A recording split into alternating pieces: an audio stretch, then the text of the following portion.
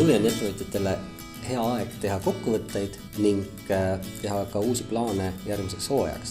Ka meie Nordis aitame klientidel tegeleda küsimustega, millele kiirel ajal vähem tähelepanu jätkus.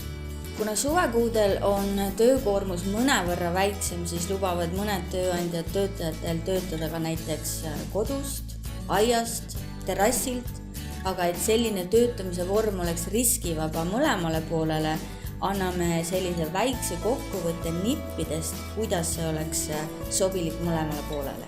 Suvi on hea ka selleks, et tegeleda muidu ajapuudusel edasi lükkunud teemadega ja koguda kokku ripakile jäänud summad. Räägime sellest, kuidas tegeleda klientidel maksmata jäänud arvetega, lepingut rikkunud lepingupartneri vastu nõuete esitamisega. Inventuur oma laos kulub marjaks ära. June is that fantastic time of year when most companies have to publish their numbers of a previous year by submitting an annual report to the Estonian Commercial Register. Once again, get together with all the stockholders and shareholders at the regular annual meeting, pay dividends, or deal with loss and insufficiency of net assets. We are going to dive right into that.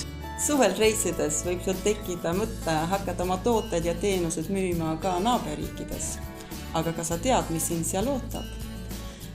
Et kultuuriliste erinevuste pärast sul liiga palju raha ja aega raisku ei läheks, anname oma paremaid nippe, kuidas edukalt teha äri teistes Põhjariikides.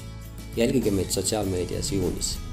Muutke oma suvi muretuks ja kui teil tekib ükskõik milliseid küsimusi, siis teadke, et Nord advokaadid on alati teie jaoks olemas.